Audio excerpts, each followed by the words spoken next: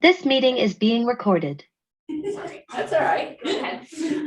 A series of evenings that will cover this book with Reimagining Our Relationship with God by Jethani. I will be covering 2 chapters. I don't know what's in chapter 1, but I guess Chris decided it wasn't important, so we're jumping in with chapters 2 and 3. In a couple of weeks, Julie, you'll be taking chapters 4 and 5. Is that right? 2 weeks? Yes, yeah.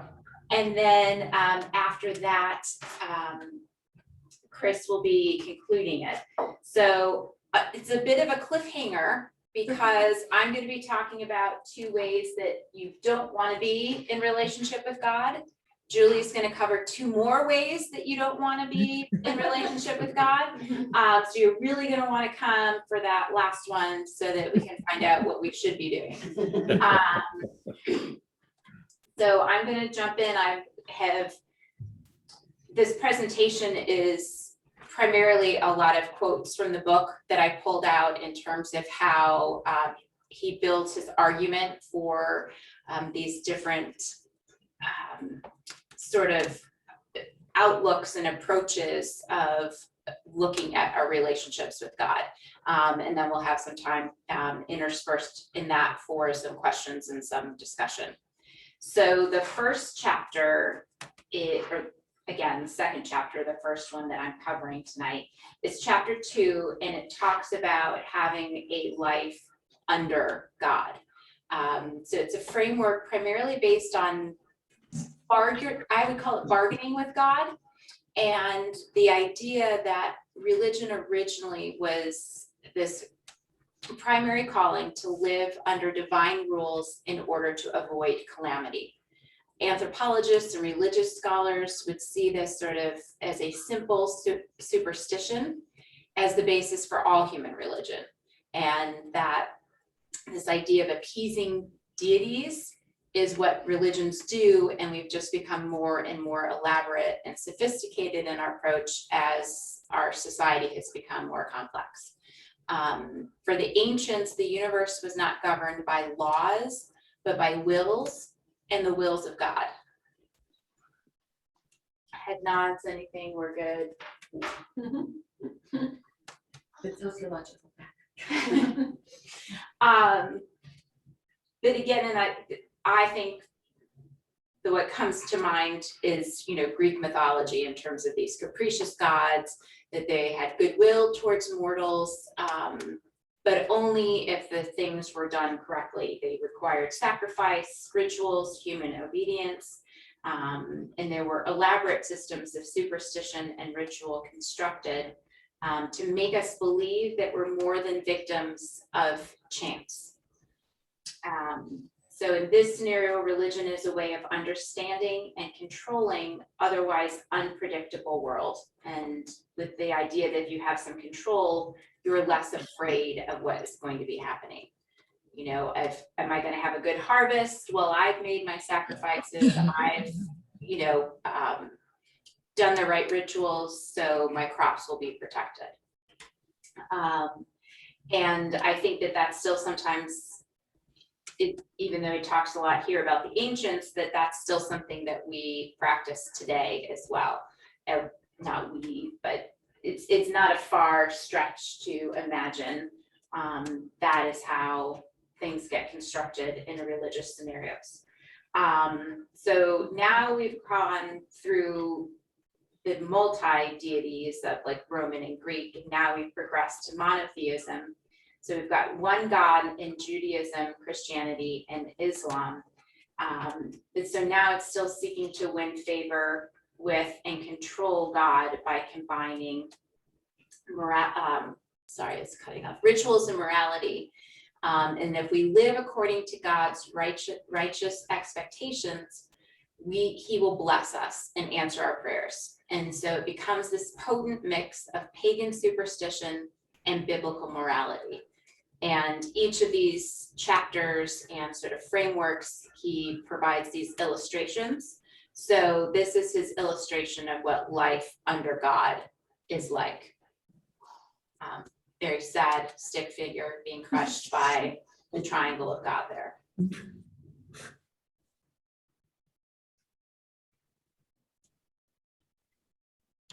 So this is where we get to a question slide. What do you think about this? Does it feel familiar? Do you agree that that's an aspect of how some people function in a religion?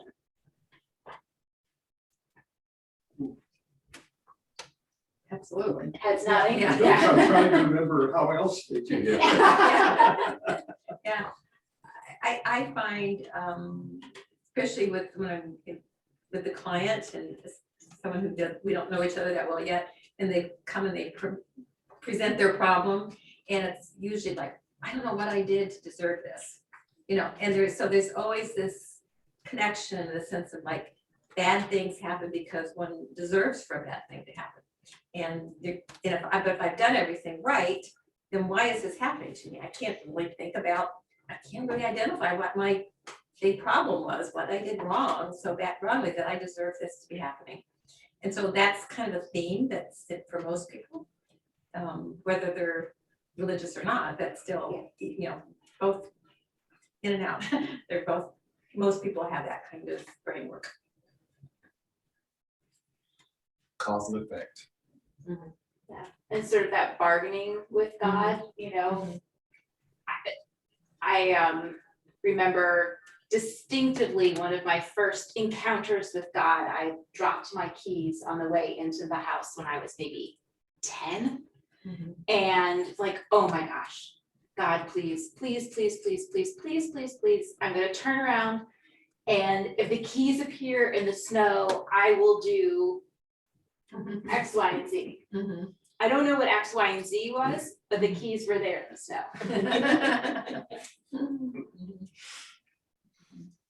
I think, Kristen, maybe some of the rituals have gotten a little bit more, you know, they're not quite so, you know, they're a little bit more sophisticated in trying to do the right thing and get the right outcomes. I mean, I think that's a pretty normal way of looking at our life.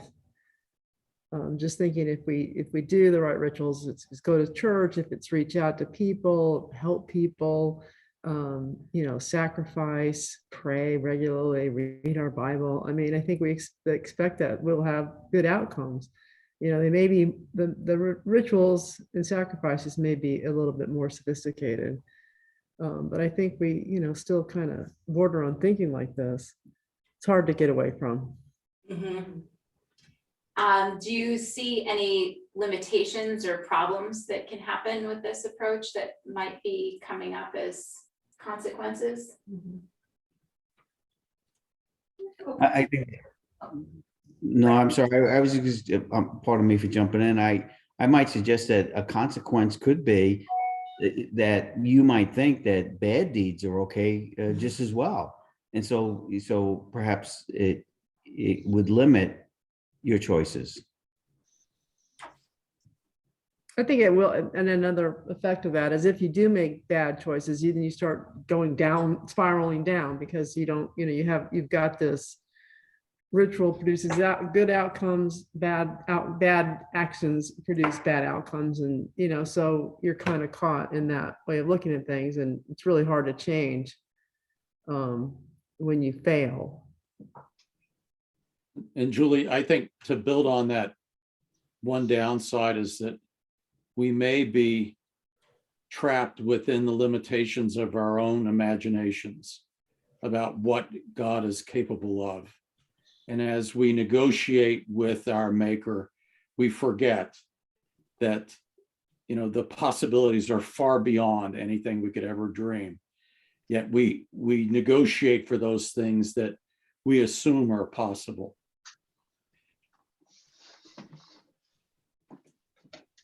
I think at times too, if the framework is something that we feel like we can't possibly meet, then we might just give up and turn away from God completely. As an example of that, you know, our son Jacob, you know, at this point is still struggling with his faith because of a lot of what he dealt with growing up in the church we were in. But he had said to me one time, you know, Mom, if I am sinful just because of who I am, if I can't please God, no matter how I try because I'm gay, and that's detestable to God, according to the Old Testament and what he's taught in school, then he said, what choice is there for me? You know, why should I even try to have a relationship with God? It's just not even possible. So.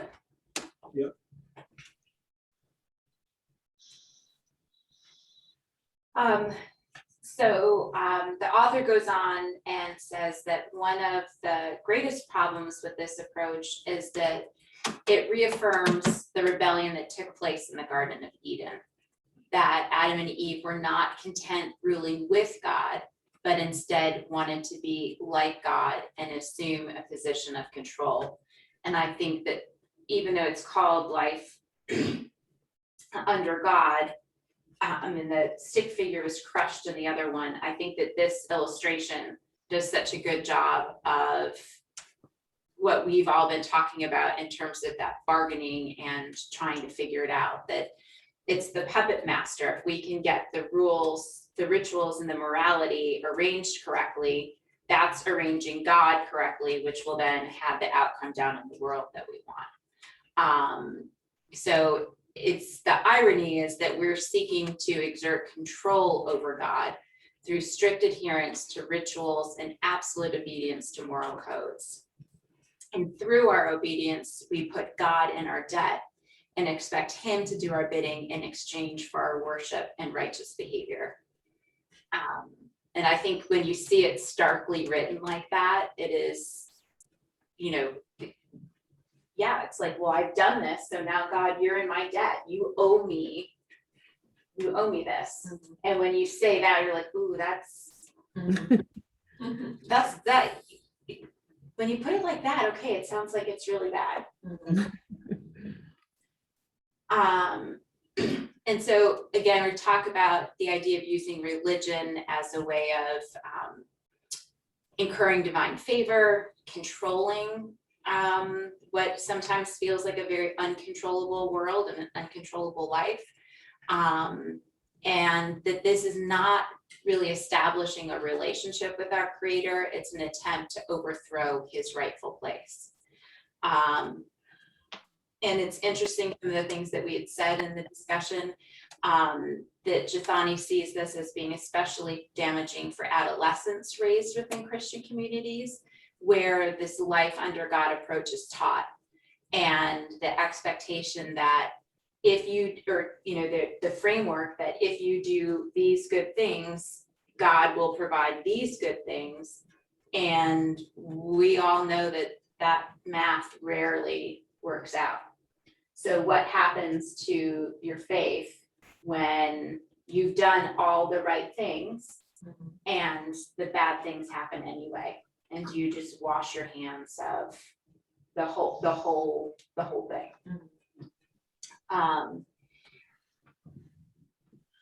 Yeah, and that's pretty much what's at the bottom there. So I guess going back to some conversation about it, do we agree with this transition from under God, and here is really kind of like the triangle in the world, and then the transition to sort of like this puppeting of rituals and morality?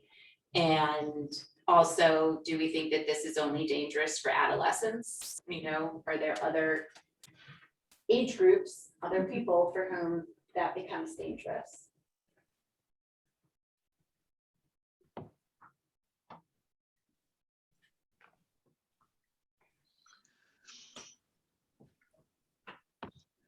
I mean, it isn't too, this isn't a hard transition to make, to believe that if you know, follow the rules, that ultimately you are trying to control things, and that it is the center. I mean, it is kind of, it's a pretty self-centered approach. Yeah, and I think for adults, I mean, the assumption is we've done all the right rituals. So we must be the good guys. With all the implications for the people who haven't done the rituals that we've done or done them the way we did them. And you know, I mean, it's a very, in the end, divisive approach, very us versus them, because we, after all, did the rituals. So Dale maybe has read this book before because That's where you're going, huh? that's where it, you know, where we've been talking about it so far, and as the argument gets built up, it's more individual to God. But then what happens when it becomes communities under God? And it's actually the slide after this, but you know, that, okay, if I'm doing the right thing, that's great. But if you didn't go and make the right sacrifices and the right rituals, and that's going to affect the weather for all of us, and that all of our crops have gone wrong. And even though it's things like crops, there's also been relatively recent examples of people pointing fingers about, you know, September 11th. And September 11th happened because, you know, there was a lack of morality here. And this, you know, if everybody had behaved correctly, then we wouldn't be in this situation. It's one of the examples that he cites in the book. And also he talks about morality slipping into moralism. And I had to look up both of those principles to really get a sense of what the difference is. Yeah. So I think what I determined looking at is that morality would be the principles concerning the distinction between right and wrong. And moralism, per Wikipedia, relates more to judgment. And most often, apparently, you know, negative judgments and being uncharitable. So morality, what's right or wrong, and then moralism becomes very judgmental about those rights and wrongs and value systems. And so this is what I was alluding to that comes up here next, is that it becomes even more destructive when the posture dominates a community. If blessing or calamity is a result of obeying God's rules, then keeping everyone in line becomes the paramount mission of religious leaders. Faith gets reduced to dogmatism, adherence to strict moral codes, and the enforcement of boundaries and rules. In such places, the clergy function as divine police officers and cultural crusaders, ensuring no one violates the Almighty's will, because if it's not just the individual on the line, but the whole community. And I feel like we've seen that over the course of history play itself out. I think it plays out. I mean, the example is that so if a person is in our society and they're not succeeding, they're poor, they are having troubles, they can get to addictions or whatever their problem is, then we, under this thought process, would judge them as being sinful. So actually being poor is not just being poor, it is being sinful. And you're not considered okay, and you should be shunned and you should be pushed further away. That's kind of the way we treat the homeless. You know, what's wrong with these people? They should have gotten it together. If they're homeless, that they've got a messed up life, and I really don't want to have a lot to do with them, so let's just push them away. Don't want to see them, we don't want them in our public places, we don't want to deal with them, push them away. And I think some of this reminded me in our conversation about suffering, and one of Kelly's comments that you want to look and see what is happening to those people that are suffering, so that you can be sure that it doesn't happen to you. And it's sort of like the same sort of thing. Well, what are those people doing? That's why this is, you know, there must be a reason. And what can I do to avoid that same thing? Yeah. Oh, I mean, I'm getting involved with prison ministries and that, but we basically, these people did something wrong. And whatever is happening to them in prison, no matter how torturous it is, that's okay. We don't want to even look at that because they're the bad ones. And it doesn't matter what we do to them any longer. They're bad. Yeah, and it's not an action that was bad, it's that person is bad. And we have no responsibility for them. And we have no responsibility for the poor. Because after all, they brought it on themselves. Right. Listen, I hope we're just speaking in generalities because I don't think, and I'm sorry for jumping in this way, but,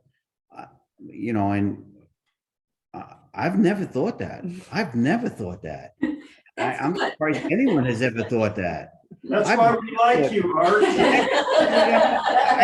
I'm not sure what we're even talking about. I never thought that somebody was We're poor here, because Art. they were sinful. I just don't know if anybody thinks along those lines. I suppose people do, but I'm not sure. Well, I mean, sometimes the way we think politically is about that. We won't help them because after all, they probably deserve where they're at. So why should we, as a people, as a body politic, be helpful? Yeah, I'm not sure. I'm not sure. I didn't think about that. I think we had a teacher in, I can't believe I dropped her name.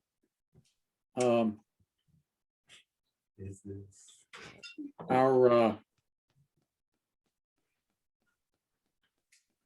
Norma, I'm sorry.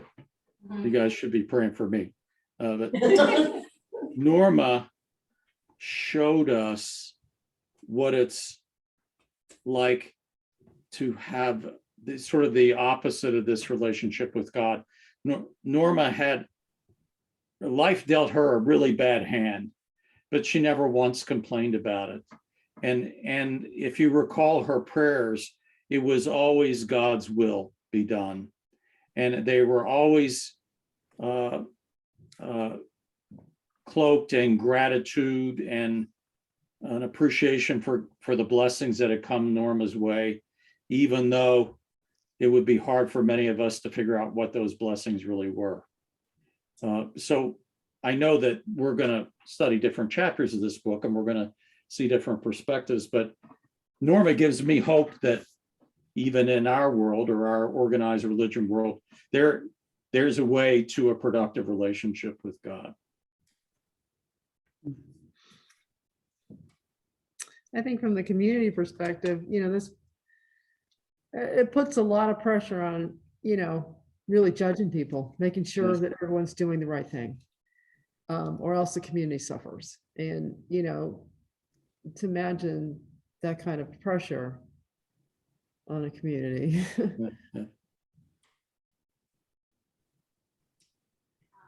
So I think have talked about these things as we've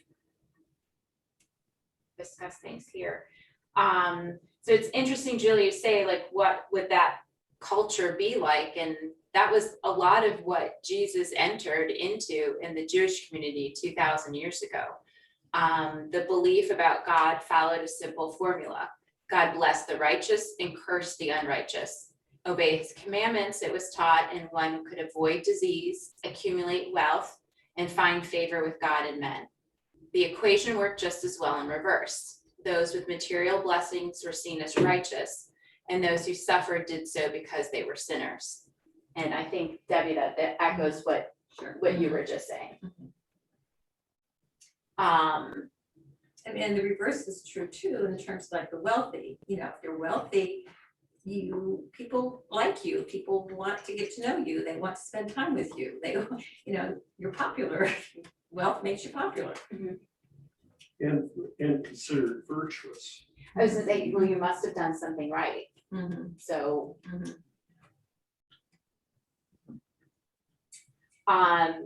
So a little, teaser, how did Jesus respond to the Jewish people and this life under God posture? He didn't like it. Nope, didn't agree with it. At every opportunity, Jesus dismantled the life under God posture of his culture. And so what are some examples that come to mind of how Jesus was living this when he was here? Sabbath was made for man and not man for the Sabbath. It's very clear that Sabbath is a holy and wonderful thing, but the notion that it's an oppressive observance that one must do in spite of anything else that may be going on. No, it's a gift to you. It's a sacred gift. You should not take it lightly, but it's made for you. You're not made to be a slave of it. That's, I think, very specifically what an attack on this, or a critique of this approach. The number of miracles that Jesus performed on the Sabbath that just got the religious leaders all up in arms, It's like, oh, this person should just suffer for one more day because we can do it the day after the Sabbath, but let's by all means not cure somebody on the Sabbath.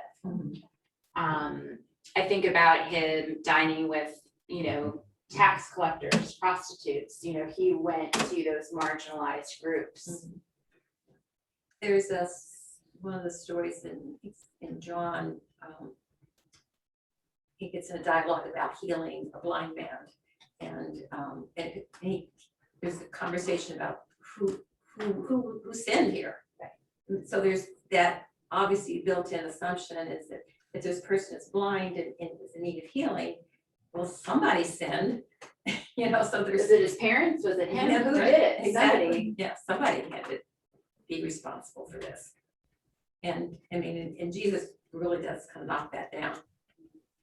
And critiques the Pharisees almost mercilessly for this very thing. You tithe everything perfectly, but the weightier matters of the law you just disregard. Yeah.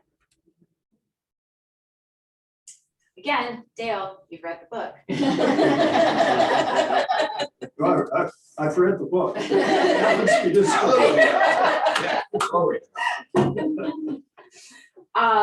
So Jethani goes on to say that Jesus saved his harshest criticisms for the religious leaders of the time who promoted and benefited from the corrupt system.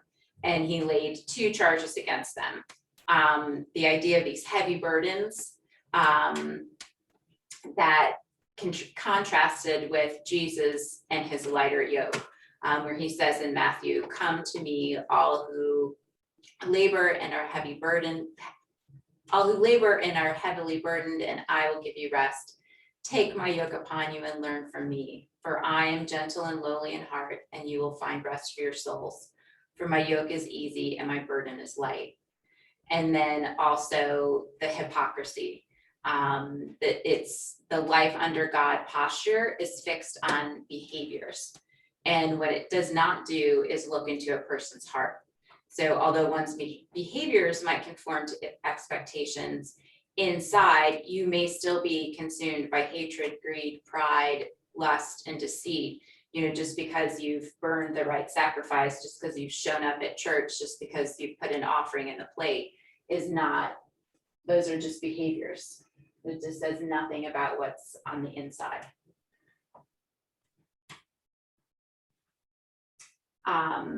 So in conclusion of life under God, in case anybody was still unsure, this is not how you want to do it. It does not deliver us from fear. So kind of like that, you think you're going to be able to control stuff. It doesn't do that. It absolutely doesn't reconnect with God. And in most cases, it only adds more burdens to people under the weight of guilt, fear, and empty religiosity. And this again was from Isaiah. "These people come to me with their mouths and honor me with their lips, but their hearts are far from me. Their worship of me is based on merely human rules that have been taught." So any other thoughts to throw out before we move on to over? Let's see, under is not good. We'll see if over is better. Spoiler alert, it's not.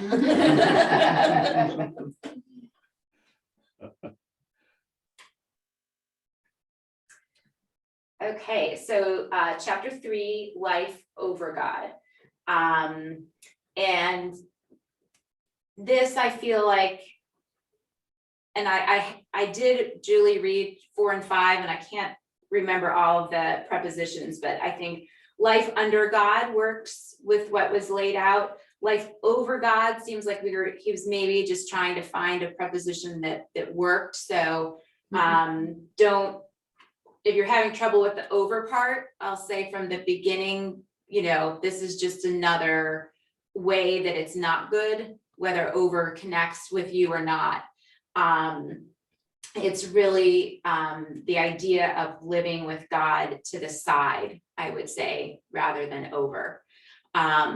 So he starts out building an argument about the idea of atheism, and that John Lennon's song Imagine was so popular because, like, hey, think about it. If we didn't have nations, we didn't have religions, there would be nothing to kill or die for. Like, a good idea. Let's remove that. But it turns out that the atheists aren't all that unified about how they want to proceed with things, and that secular humanism has no record of removing fear, fostering peace, or leading to a more just and verdant world. Advocates of atheism may dream of a better world without religion, but their solution forces us out of the frying pan and into the fire.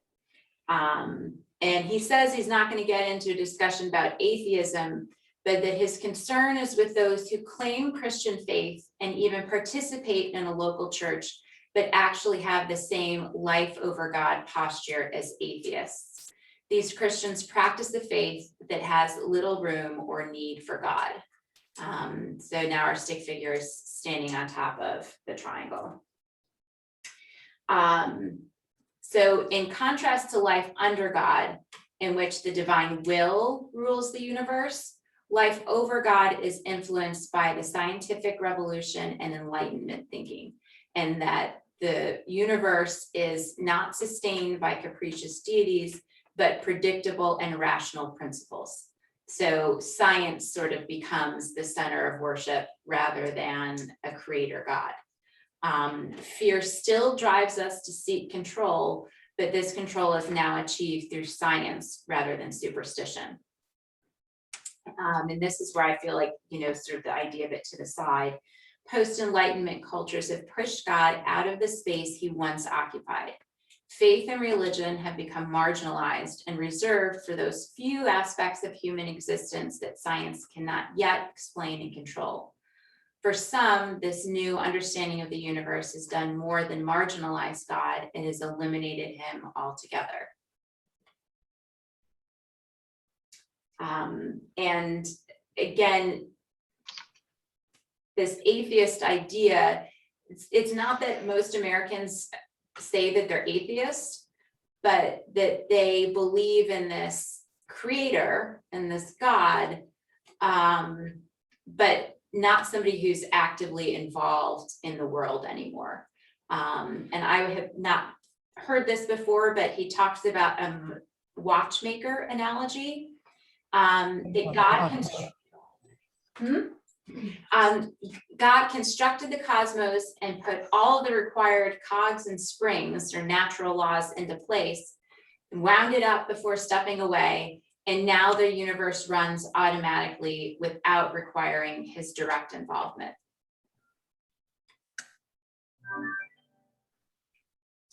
I feel like we need a blue slide here, so I can't remember where I'm at, but where are people thinking on this? Is this, again, is this something that seems familiar? You can see how this is, you've come across this with some people yourselves on occasion. Perhaps it's just the quotes you're pulling out, but it almost sounds anti-science. Like, we don't really, as Christians, we shouldn't really be too interested in what science has to say to us, or did you get that flavor from the book? I didn't. I get the flavor that sometimes, and I've heard this in other places too, that we have a tendency, and especially I think some of the younger generation, to deitize science. That it's, you know, and not that Christians don't believe in science, but that making sure that God is still a part of it, versus just saying, well, once we understand everything, then we don't really need God as a part of it. I didn't get that sense from him that he was trying to turn away from science. I guess I'm just thinking like recent debates about, you know, vaccination, let's say, you know, you're like, well, let's just live your life and let God, you know, God's in control of this, and therefore vaccinations are no nonsense. Don't even worry about those things. Yeah, so there's sometimes there's that people that if they could promote, like if you're really faithful and a good Christian and really see God as, then you wouldn't have to bother with it. But those people who are really into vaccinations, let's say, they don't have enough faith that God will take care of them. You know, so I mean, I'm not saying that, I'm just saying that as an illustration of that mind conflict. Yeah, it seems though that like the approach he's talking about is almost opposite of that. The approach he's talking about is that God isn't involved in day-to-day life. He's not going to save you from the virus, you know, so you should get the vaccine. I mean, it almost seems to me that what he's talking about is kind of the opposite side of that. He put the world in motion and he's not going to interfere. Right. He's not going to play a part. What I'm saying is that he's saying that's not a great position to be in. So then is he saying then the position you should be in? Oh, that's what you're saying. You're not saying that's what you think he's saying.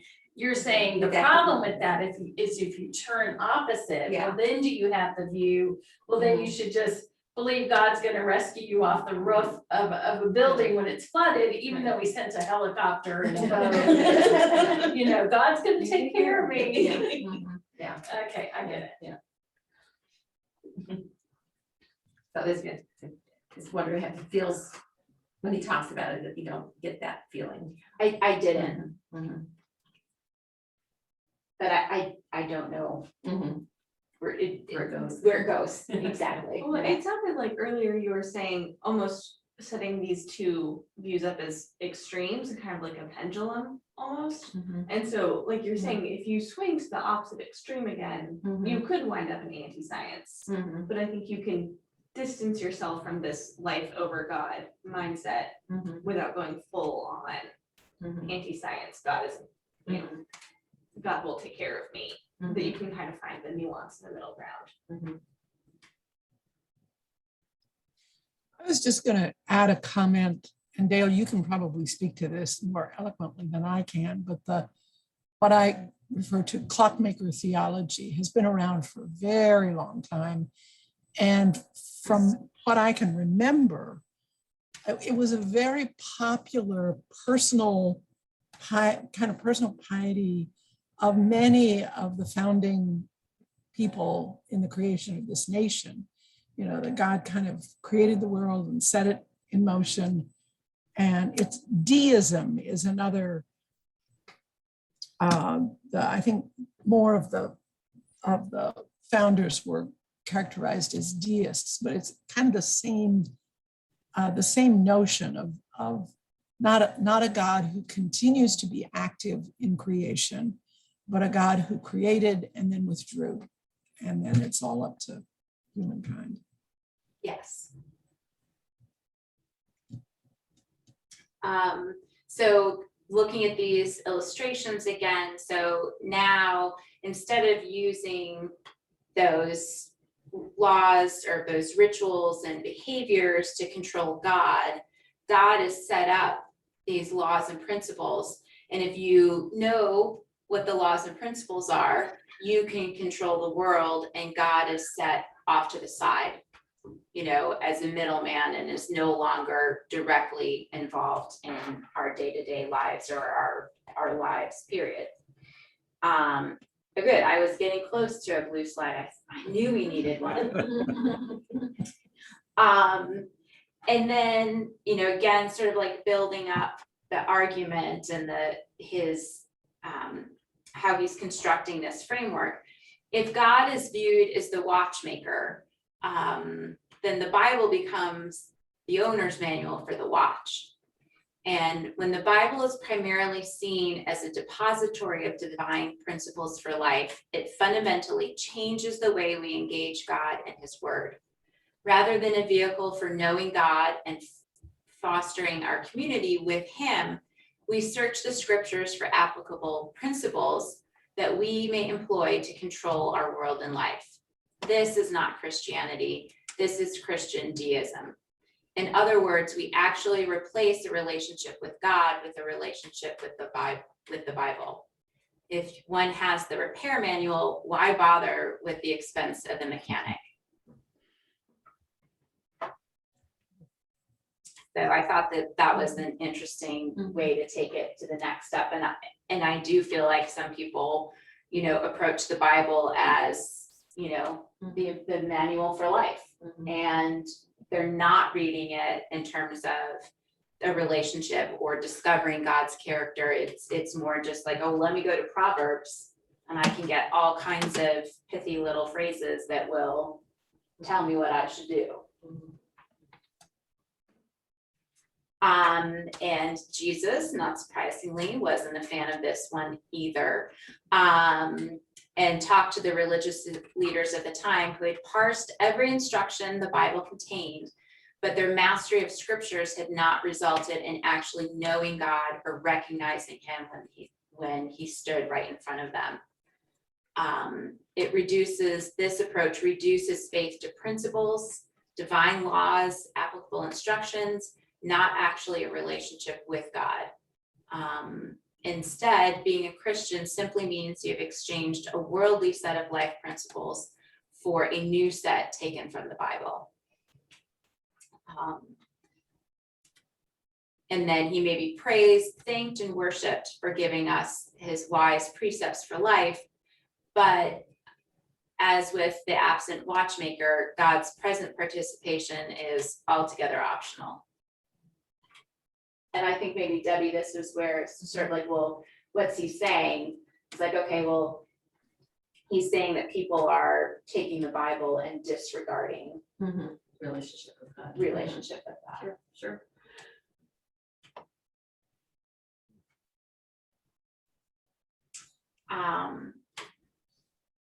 And again, just some questions, you know, do you see, you know, kind of what are your actions? Do you sometimes look at the Bible like, I've got this problem, let me go see what the Bible tells me in terms of how I solve this problem?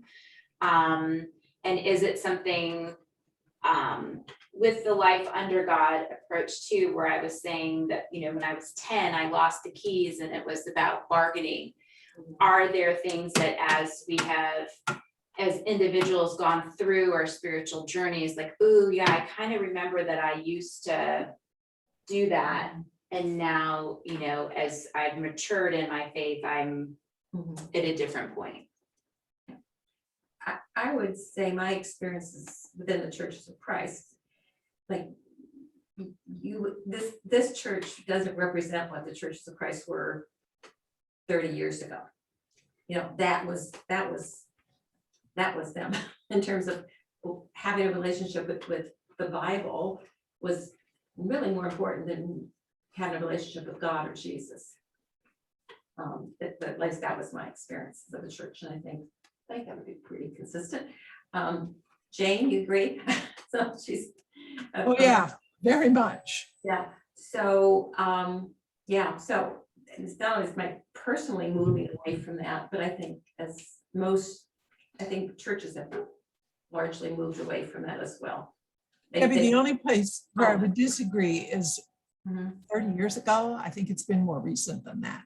Okay. That sounded like what I. In my Okay. experience. Fortunately.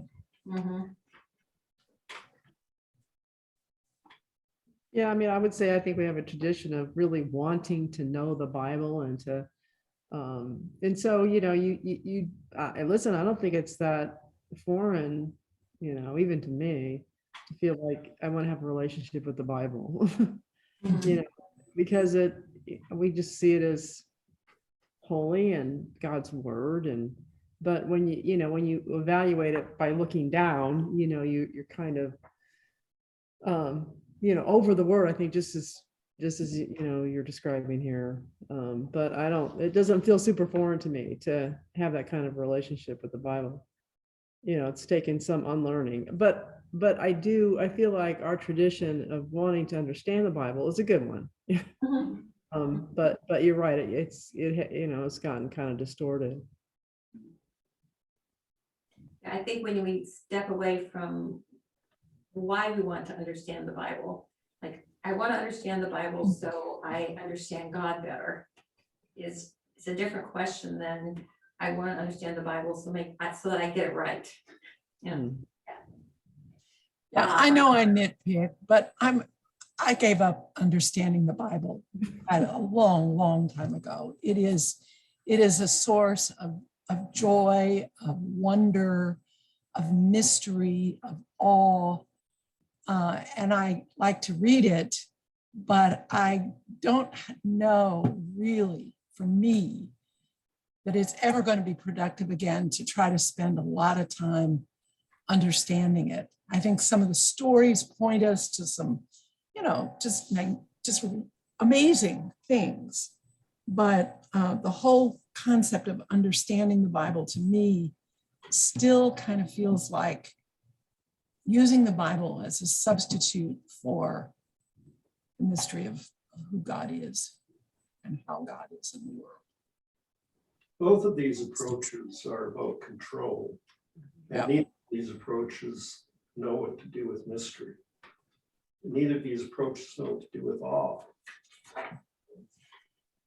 So you can kind of see where they work. And I think a lot of scripture was written with that kind of motivation. I mean, I don't know, I'm surely guessing about that. But as I read it, it seems to me like nobody who wrote that stuff was really trying to write an owner's manual. Were they? Maybe I'm confused, but. You'd like to send your manual back, Jane? There's some missing Yes, I find it fairly useless as a manual. You